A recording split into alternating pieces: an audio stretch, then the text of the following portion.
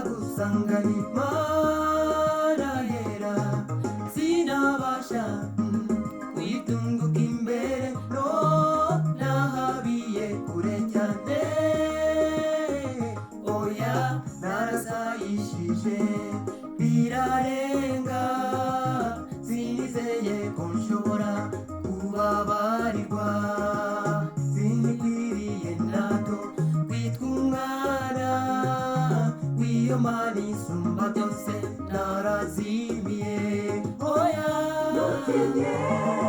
yiteguye kukwakira umutima wanduye arawushaka ngwino ngwino akuguranire ibyawe byose arabishoboye nutinye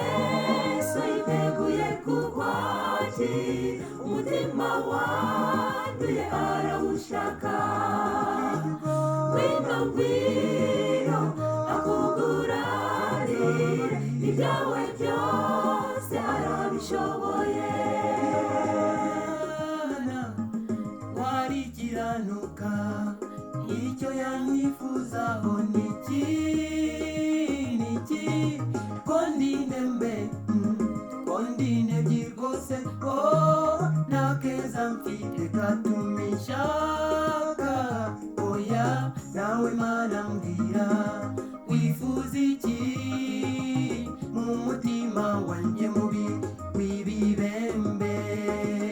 ko nta keza wambonamo ntako Mana mbwira niba koko ushobora kumbabarira mbwira nutinye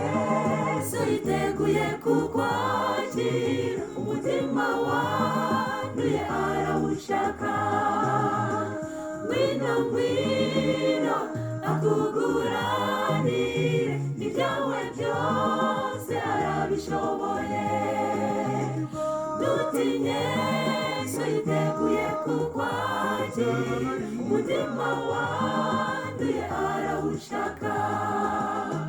ngwino ngwino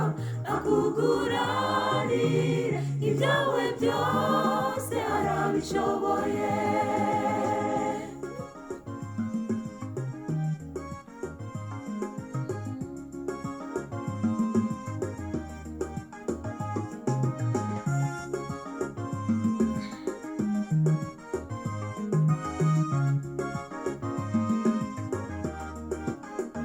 reka nibuke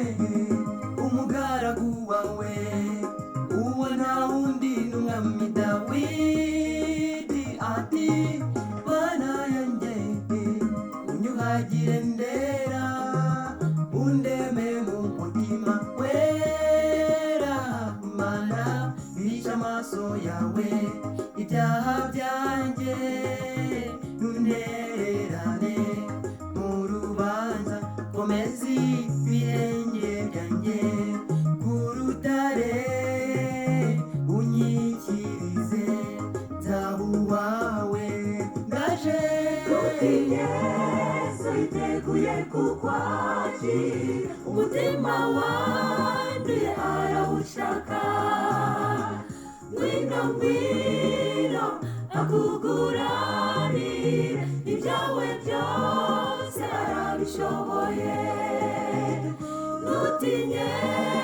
yiteguye kukwakira umutima wanduye arawushaka ngwino ngwino akuguranire ibyawe byose arabishoboye nutinye yiteguye kukwakira umutima wanduye arawushaka ngwino ngwino akuguranire ibyawe byose arabishoboye